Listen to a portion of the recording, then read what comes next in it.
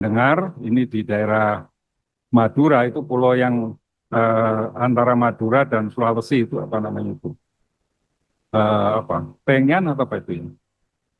Tangian itu kekurangan apa? Kekurangan BBM bersubsidi.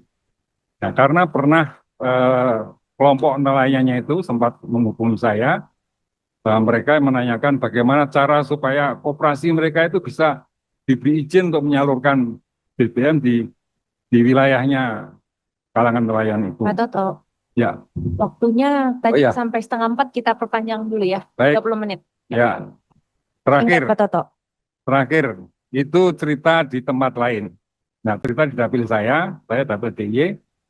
Di daerah saya ternyata juga ada pusat-pusat nelayan, sehingga saya minta kepada BPA, terutama untuk melayani kebutuhan-kebutuhan di kalangan nelayan ini, khususnya di Komisi 12, di mana dapil-dapil yang ada tempat-tempat kegiatan nelayan itu mendapatkan perhatian khusus dan setiap saat BPA kalau diajak mengatasi persoalan-persoalan yang terkait dengan BBM itu hendaknya merespon dengan cepat. Itu aja harapan kita antara mitra Komisi 12 dan BPA. Makasih. Baik. Saya kembalikan. Wah. Makasih Pak Toto. Pak Kepala, tadi yang disampaikan oleh Pak Toto juga terjadi di dapil saya di Lampung 1. Kejadiannya juga baru beberapa hari belakangan. Memang sebetulnya masyarakat sudah mengeluhkan ya bahwa mereka harus membeli BBM itu di atas harga resmi dan memang lokasi SPBU itu masih jauh-jauh sehingga mereka harus beli di pengecar-pengecar yang tidak resmi. Yang juga terjadi adalah antrian di SPBU.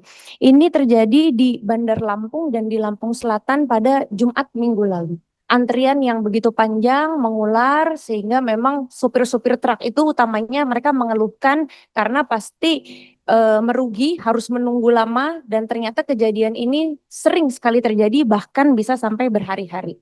Nah, situasi ini juga akhirnya di media semakin ramai karena baru juga minggu lalu ada temuan dan bahkan digerebek oleh warga itu ada tindakan pengecoran ilegal di salah satu SPBU yang ada di Lampung Timur gitu. Dan modusnya ini pengecoran ilegal ini membeli apa namanya QR code itu di media sosial, Pak.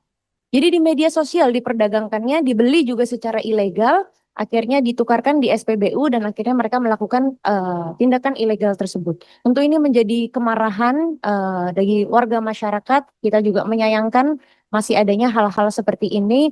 Jangan sampai BBM bersubsidi ini akhirnya diberlakukan bagi orang yang tidak berhak gitu kan. Kasihan tadi petani kita, nelayan kita yang harusnya mendapatkan BBM bersubsidi akhirnya mereka menjadi kesulitan maupun tidak mendapatkan. Saya juga tadi menambahkan yang sudah disampaikan oleh Pak Toto, ini harus menjadi perhatian bagi kita semua dan juga untuk masyarakat sebetulnya alur pengaduan yang jelas itu seperti apa Pak? Gitu.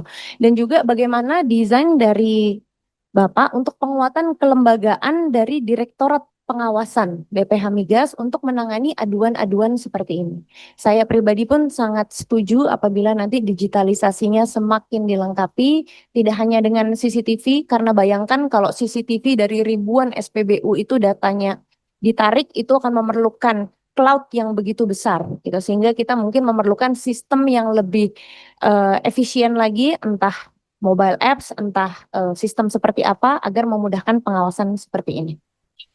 Selanjutnya, Demokrat, apakah ada yang apa cukup? Nggak ada ya? Yang lain sudah semua? Terakhir mungkin ya, 1 menit Pak. Boleh. Ya, 1 menit. Saya Silakan. izin tambahan aja, Pak Kepala dan kawan-kawan anggota komite yang saya hormati. Ya, saya ada pikiran begini, ini